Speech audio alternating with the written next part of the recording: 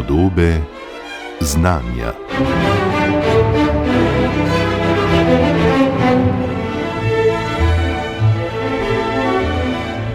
Temna snov velja danes za veliko uganko astrofizike, o kateri bi si resnično želeli vedeti kaj več in predvsem kaj bolj otipljivega. Vemo, da obstaja, vemo, da jo je mnogo več kot običajne snovi. Brez nje galaksije zagotovo ne bi bile takšne, kot so. A razen tega, da temna snov prispeva zelo veliko dodatne mase znanemu vesolju, se še vedno izmika podrobnejšim opazovanjem, predvsem zato, ker preprosto ne reagira z navadno snovjo, denimo svetlobo. Vseeno je mogoče o njej veliko izvedeti tudi posredno, sploh ob pomoči zmogljivih teleskopov, kot je vesoljski teleskop Jamesa Webba. Za raziskave izmuzljive narave temne snovi je doktorski študent na Fakulteti za matematiko in fiziko Univerze v Ljubljani, Gregor Richteršič, prejel prestižno štipendijo Evropske vesoljske agencije, s katero bo svoje raziskave temne snovi nadaljeval na Nizozemskem. Kaj vemo o temni snovi in kako bi lahko izvedeli še kaj več, bo v ospredju današnjih podob znanja. Gregor Richteršič, lepo pozdravljeni. Lepo pozdravljeni. Kako bi torej uvodoma in tako na kratko predstavili to nenavadnost temne snovi? Kaj vemo o njej, o tem, kakšna pravzaprav je in morda še bolj o tem, kakšna ni? Torej, temna snov je ena, lahko rečemo, največjih ugank astrofizike in fizike. Namreč, ko se oziramo v naše vesolje, vse od najbližjih galaksij pa do najbolj oddaljenih koncev vesolja, opazimo, da vidimo manj snovi, kot jo tam je. Torej, večina našega vesolja nam je skritega in ta del poimenujemo temna snov. Zdaj, pod izrazom temna snov bi si mogoče kdo predstavljal nekaj črnega, zato je to mogoče malček ponesrečen izraz. Boljši izraz bi bil nevidna snov. Namreč njena bistvena lastnost je to, da temna snov na okolico vpliva samo prek gravitacije, torej ne more vplivati niti na svetlobo prek elektromagnetne sile. Torej, to jo naredi nevidno, hkrati pa je to ključna lastnost, ki oblikuje naše vesolje in njegov razvoj. Žal pa točno ta lastnost jo hkrati naredi zelo težavno za opazovanje in raziskovanje. Ok, če stopiva en korak nazaj, da bo pač jasna ta primerjava. Se pravi, ko gledamo v vesolje in gledamo oddaljene galaksije ali pa zvezde ali pa raziskujemo planete, ki krožijo okoli drugih zvezd, recimo, to je zdaj zanimivo področje tudi, ali pa s čimerkoli se pravzaprav ukvarjamo na Zemlji in odkrivamo snov v najrazličnejših oblikah, ne? To vse pravzaprav je torej ne temna, ampak običajna, načeloma vidna snov, navadna snov. Morda za boljšo predstavo, torej, kaj vse je navadna snov, da si bolje predstavljamo, kje potem iskati tisto razliko s temno snovjo? Pod izrazom navadna snov, s tem izrazom lahko označimo vse, kar lahko opiše standardni model fizike osnovnih delcev. To je trenutno naša najboljša teorija, ki pojasni vse gradnike, ki jih vidimo v našem vesolju. Zdaj, ta teorija ima precej enih delcev, ampak naše vesolje je večinoma zgrajeno iz protona in nevtrona, ki skupaj tvorita atome in atomska jedra vseh kemijskih elementov. Torej, to predstavlja, kot ste omenili, praktično vse, kar vidimo. Torej, od planetov do medzvezdnega prahu, plina in tudi zvezd. Namreč, čeprav je snov v zvezdah v mnogo drugačnem stanju, na veliko višjih temperaturah, pa še vedno gre za to običajno barionsko snov. Potem standardni model opiše tudi druge delce, naprimer fotone, to so delci svetlobe, torej opiše tudi svetlobo, pa tudi druge delce, kot so nevtrini, ki jih je v našem vesolju precej. Ampak noben od teh delcev pa nima zares lastnosti temne snovi. Torej, ta model še ne more pojasniti večino mase v našem vesolju. In torej temna snov je nekaj neznanega, kar še ne moremo opisati z temi teorijami. Je pa tudi zelo zanimivo, ne, da je te običajne snovi, ne, izredno malo, ne, kar je strašno čudno, ne, če vemo, da je v neki galaksiji lahko stotine milijard zvezd, pa menda nekje 2 trilijona galaksij samo v vidnem delu vesolja. Skratka, te številke so orjaške, zvezde vemo, da so sploh orjaške, že naše malo sonce je ogromno večje od Zemlje, Zemlja je precej velika za naše razmere in vse to znese skupaj samo 4-5% v vesolju. Ja, res je. Torej, vsa ta snov, ki jo opazimo, predstavlja zelo majhen delež snovi in še večina te navadne snovi sploh ni v zvezdah ali planetih, ampak je v nekem bolj enakomerno razporejenem plinu po našem vesolju. Mogoče je zanimivo se vrniti na sam začetek našega vesolja, ko je bila vsa navadna snov v tem enakomerno porazdeljenem plinu. Šele potem s časoma se je ta plin začel zgoščevati, na teh gostih območjih so nastale galaksije, potem znotraj teh galaksij se je zgostil še naprej in tam so nastala osončja, zvezde in planeti. Ampak večino tega plina v našem vesolju je pa še vedno precej enakomerno porazdeljenega med galaksijami. Ampak kot rečeno, tega plina pa je še vedno precej manj, veliko več je povsod okrog nas temne snovi in ta temna snov je tudi na samem začetku vesolja pomembno vplivala na to, kako se je ta plin začel zgoščevati. Torej, igra pomembno vlogo že na samem začetku praktično. Vemo kaj o tem, kako je nastala? Torej, ne vemo prav veliko, vemo samo, da je bila tam že na samem začetku. Kot sem omenil, že ko si pogledamo zelo zgodnje, zelo vroče vesolje, tam moramo imeti temno snov, ker sama navadna snov v tistem razgretem, vročem zgodnjem vesolju se ne bi mogla začeti sesedati v galaksije, kot jih opazimo danes. Torej, temna snov je bila tam že na začetku in že na začetku se je sesedla v neke zgoščine, kjer so potem nastale galaksije. Če torej te snovi sploh ne moremo videti in bi torej lahko rekli, kot ste omenili, Gregor Richteršič, nevidna snov, kako torej smo lahko tako zelo prepričani, da tam je? Kako jo torej zaznamo in kaj vemo o njenih lastnostih? Ja, torej, tukaj se astronomi gremo zelo detektivsko delo. Nekako bi lahko uporabili prispodobo, da gre za nekaj podobnega, kot bi recimo preučevali veter. Ko pogledamo skozi okno, vetra ne vidimo, lahko pa vidimo listje, kako se vrtinči, lahko slišimo žvižganje in na ta način povemo, da veter je in celo povemo recimo, kako močni so sunki. Na enak način raziskujemo tudi temno snov. Torej, v vesolju obstaja mnogo različnih dokazov, da ta temna snov je. Naj omenim samo par zgodovinsko pomembnih dokazov. Naprimer, v 70. letih prejšnjega stoletja so astronomi preučevali gibanje zvezd okrog galaksij. Torej, enako kot planeti krožijo okrog Sonca, tako tudi zvezde krožijo okrog središča galaksije. In glede na to, kako hitro se premikajo, lahko izračunamo, kolikšna je masa, ki povzroča to kroženje. In ko so astronomi izmerili hitrosti zvezd v sosednjih galaksijah, so ugotovili zanimivo dejstvo, da se premikajo mnogo hitreje, kot bi pričakovali glede na snov, ki jo vidimo. In zaključek je bil, da mora biti te snovi mnogo več in da je naša galaksija, ki jo vidimo in tudi ostale galaksije, da so ujete znotraj nekega mnogo večjega oblaka temne snovi.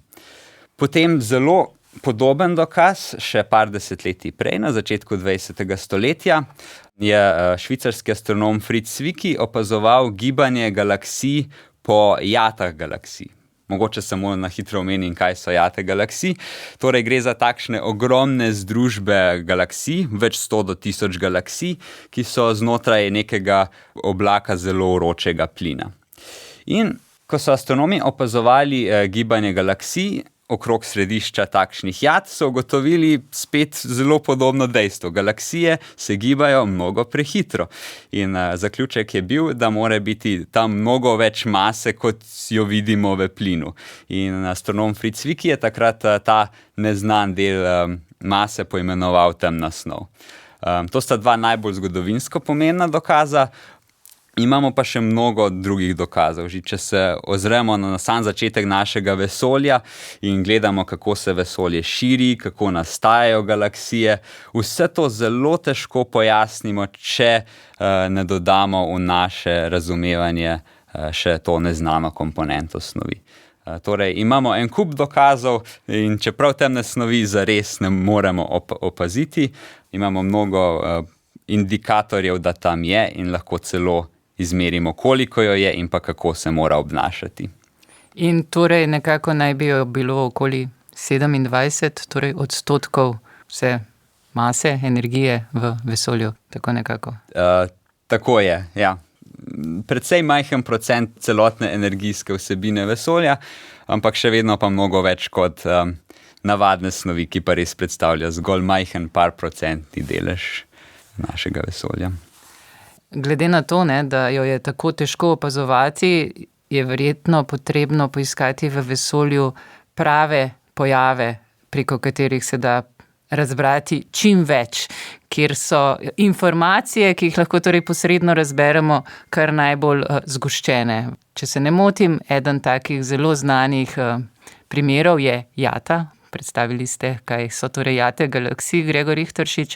Jata, ki se v angleščini imenuje Bullet Cluster, pri nas pa jata puščica. Zakaj je zdaj prav ta jata galaksij tako zelo zanimiva za raziskovanje temne snovi? Torej, res je, ta jata galaksij puščica je en najbolj idealnih sistemov za preučevanje lastnosti temne snovi. V bistvu gre za dve masivni jati galaksij, ki ju opazujemo tik po trku. Torej, enkrat v preteklosti, nedavno preteklosti, sta te dve jati trčili. In danes gledamo posledico tega trka. In zdaj na fotografijah te jate vidimo, kaj se je med trkom oziroma po trku dogajalo z galaksijami in kaj se je dogajalo s plinom. Torej, na fotografijah teleskopov vidimo dva kupčka galaksij. Če pa posnamemo jato v rentgenskih žarkih, pa vidimo tudi, kaj se dogaja s plinom. In zdaj si lahko ta trk predstavljamo na naslednji način. Galaksije med tem trkom so se tako rekoč zgrešile. Predstavljamo si lahko naprimer dve jati ptic, ki se srečata in ptice samo letijo ena mimo druge in se ne zaletavajo. Medtem ko plin se je pa obnašal precej drugače, prišlo je do sil upora in danes na fotografijah vidimo, da ta plin očitno zaostaja za galaksijami. In zdaj pa, 20 let nazaj so se pa astronomi potem vprašali vprašanje, kje pa se na tej fotografiji, kje se v tej jati skriva večina mase? Če bi bila večina našega vesolja iz običajne snovi, bi pričakovali, da bo večina mase tam, kjer opazimo plin, torej da bo zaostajala za galaksijami. Ampak to, kje se skriva masa, lahko izračunamo na podlagi pojava, ki mu rečemo gravitacijsko lečenje, in to so 20 let nazaj astronomi tudi naredili in ugotovili, da večina mase ni tam, kjer je plin, ampak je drugje. V bistvu je bliže galaksijam in zaključek tega je bil potem, da večina mase ne more biti navadna snov, ampak da je v tej jati večina mase v neki drugi komponenti, temni snovi, ki se je med trkom obnašala bistveno drugače kot navadna snov. Kako pa se je obnašala? Torej, medtem ko so bile med delci navadne snovi prisotne zelo močne sile, razmeroma močne sile, in zaradi teh sil je ta plin začel zaostajati, nekako je prišlo do upora. Medtem pa se delci temne snovi skoraj da niso videli med sabo, razen prek gravitacije. Torej, podobno kot galaksije so se samo zgrešili in leteli eden mimo drugega. Zaradi tega se temna snov za razliko od plina ni zaustavila in zato jo danes vidimo drugje, kot je plin. Ravno zaradi tega se to jato puščica omenja kot enega najbolj neposrednih dokazov za obstoj temne snovi. Mogoče zanimivo dejstvo je še 20 let nazaj pri tej odmevni študiji je odigrala ključno vlogo tudi moja mentorica, profesorica Maruša Bradač iz Fakultete za matematiko in fiziko. Ampak razberem lahko, da seveda uganka še ni razrešena. Skratka, temna snov torej se obnaša nedružabno tudi v ekstremnih pogojih. Skratka, zdi se, da se pravzaprav tudi sami delci temne snovi, domnevamo, da so delci vendarle, nič ne reagirajo z drugim, ali kako? Ja, torej iz samega obnašanja te jate puščica lahko takoj povemo, da se delci temne snovi, da med sabo interagirajo mnogo šibkeje kot delci navadne snovi, ampak še vedno pa obstaja vprašanje, ali zares med njimi ni prav nobene sile razen gravitacije, ali pa še vedno obstaja neka šibka skrita sila in da še vedno obstaja neka majhna verjetnost, da se dva delca zaletita. In zato je ta jata puščica še danes zelo zanimiva. Namreč, če zelo natančno določimo, kje se skriva temna snov v tej jati in kako je porazdeljena, lahko povemo nekaj tudi o tem. Torej, ali so nekateri delci med tem trkom dveh jat vendarle uspeli trkati med sabo, ali pa so bili zares drug drugemu nevidni. Zato to jato še danes preučujemo z namenom, da se naučimo nekaj več o naravi temne snovi.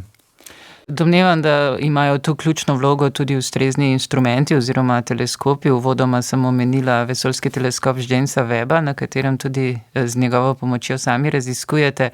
Kaj pravzaprav omogoča takšen teleskop in na kakšne načine lahko vendarle upate, da boste morda torej zaznali te potencialne sile med delci temne snovi?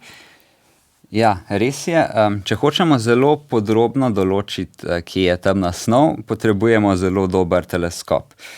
In tukaj naj se vrnem za trenutek k pojavu gravitacijskega lečenja, ki sem ga omenil prej. Torej, gravitacijsko lečenje je eden najbolj neposrednih načinov, da določimo, kje je temna snov v našem vesolju. In gre za posledico dejstva, da svetloba, ko potuje po našem vesolju, lahko spremeni smer potovanja, ko prečka bližino nekega masivnega objekta, na primer oblaka temne snovi. In zdaj se lahko zgodi, da svetloba neke zelo oddaljene galaksije na poti do nas potuje mimo takšnega objekta, na primer jate galaksij, in posledica bo, da bomo podobo takšne galaksije opazili nekoliko popačeno, raztegnjeno v nekakšne popačene loke. Na podlagi tega lahko potem izračunamo, kje se skriva masa, ki je to povzročila, tudi če je ta masa nevidna. Zato je to odličen način, da raziskujemo temno snov. Ampak, da lahko ta efekt uporabimo, pa moramo odkriti mnogo takšnih oddaljenih galaksij. In tukaj pa res igrajo pomembno vlogo najnovejši teleskopi, na primer vesoljski teleskop James Webb, ki je trenutno eden najboljših teleskopov, kar jih imamo, in nam res omogoča, da zaznamo mnogo teh drobnih, deformiranih galaksij in zelo natančno določimo, kako je temna snov porazdeljena v neki takšni jati galaksij. Kaj se potem torej nabira zdaj s temi dodatnimi informacijami? Torej, pri teh raziskavah lahko rečemo v dve smeri. Eno je, da bolj natančno preučujemo že znane sisteme, kot je ta jata puščica. In naj omenim, da je naša skupina na Fakulteti za matematiko in fiziko ravno lani smo dobili svoj projekt na teleskopu James Webb, v okviru katerega smo še enkrat opazovali to jato puščica in smo ravno objavili našo analizo, kjer smo precej bolj natančno določili, kje je ta temna snov. Potem pa seveda lahko gremo še v drugo smer, da najdemo še podobne jate galaksij in v bistvu povečamo vzorec sistemov, kjer lahko to preučujemo. In ideja tega našega projekta, na katerem delamo, je, da bomo vse to združili in mnogo bolj natančneje povedali, ali med delci temne snovi obstaja kakšna druga sila ali ne. Torej, trenutno vemo, da se delci temne snovi večinoma ne čutijo med sabo drugače kot pri gravitaciji, ampak mi pa gremo naprej v večjo natančnost, da bomo to povedali bolj zanesljivo. In trenutno je v vesolju precej novih teleskopov, ki zbirajo nove podatke in ki bodo tudi odkrili mnogo več takšnih jat galaksij. In smo res prišli do nekega prelomnega trenutka, ko se je naenkrat v praktično nekaj letih to število podatkov precej povečalo. In to predstavlja odlično odskočno desko za nadaljevanje takšnih raziskav. Pa se vam zdi, da torej obstajajo indici, ki nemara kažejo v smer določenih interakcij same temne snovi, oziroma kaj vse bi si želeli pravzaprav izvedeti o tej nenavadni snovi? Torej, trenutno vse kaže, da se delci temne snovi prav zelo med sabo niso trkali in to je v resnici zelo dragocena informacija. Namreč imamo teorije, ki skušajo nekatere nepojasnjene pojave v vesolju, naprimer strukturo zelo drobnih galaksij, skušajo pojasniti z temi interakcijami med delci temne snovi. In to, da mi mnogo bolj natančno povemo, ne, to se ne dogaja, potem da neko pomembno omejitev takšnim teorijam, hkrati pa tudi da neko informacijo teorijam, kaj bi takšni delci sploh lahko bili. Denimo? Kakšne so te teorije? O kakšnih delcih pravzaprav govorimo? Ne reagirajo svetlobo, ne reagirajo z drugimi oblikami običajne snovi, tudi ne sami med sabo, imajo maso, kar precej nje, to je to.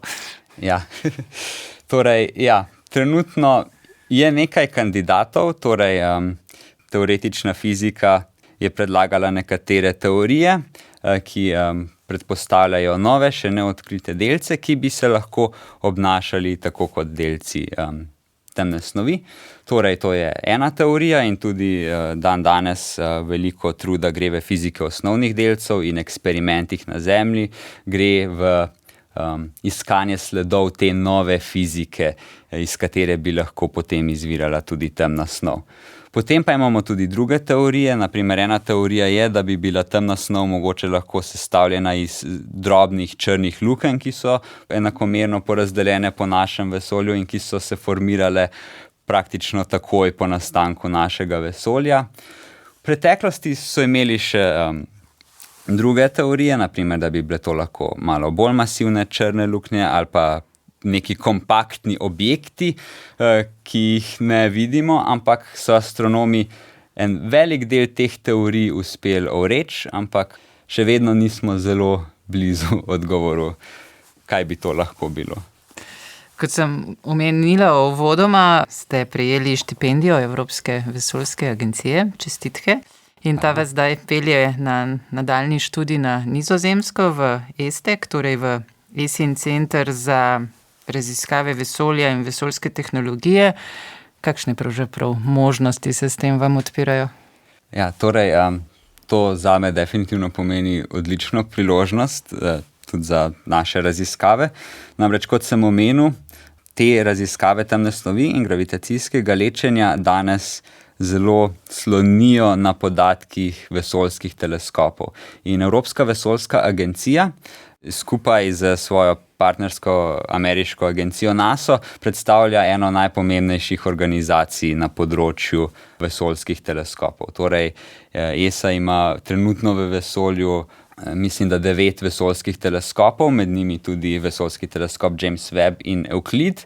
In to, da bom lahko se pridružil njihovi znanstveni ekipi in direktno sodeloval z strokovnjaki, ki se ukvarjajo ne samo z analizo teh podatkov, ampak praktično skrbijo za delovanje teh vesoljskih misij. To mi bo definitivno prineslo pomembne izkušnje za ta naš projekt. Mimogrede, je temna snov tudi na Zemlji? Ja, predpostavlja se, da je temna snov porazdeljena po celotnem vesolju in med drugim je tudi naša galaksija ujeta v nek tak velik oblak temne snovi. In en del raziskav temne snovi v resnici gre tudi v to smer. Na Zemlji imamo par detektorjev, ki v bistvu se trudijo zaznati interakcijo z delci temne snovi, tega haloja temne snovi, ki nas obdaja. Torej, ideja je, da so povsod okrog nas delci temne snovi in sicer zaradi same lastnosti temne snovi jih ne čutimo in se z navadno snovjo ne interagirajo zelo pogosto, ampak še vedno je upanje, da bo sem in tja pa kakšen delec vendarle interagiral s tem detektorjem in bomo na ta način potrdili delec temne snovi. Zaenkrat še ni bilo prepričljive detekcije, ampak gre trud tudi v to smer, da bi zaznali temno snov, ki se nahaja tukaj okrog Zemlje. Še to bi rada razjasnila. Je torej temna snov, ki torej se zgošča okoli galaksij in jad galaksij, v tem območju sorazmerno enakomerno razporejena ali so tudi tukaj določene zgostitve? Oziroma, kako natančno bi sploh lahko kaj takega danes zaznavali, glede na to, da recimo primarno se raziskuje neke zelo oddaljene objekte, kot pač omenjena jata galaksij puščica, ne? Ja, torej temna snov je na vseh velikostnih skalah razporejena precej neenakomerno, torej že v zgodnjem vesolju se je začela sesedati in tam so nastale velike galaksije, kot je naša. Potem pa so teorije predpostavljale, da se tudi znotraj takšnih velikih oblakov, razmeroma velikih oblakov temne snovi, znotraj opazimo tudi manjše skupke temne snovi.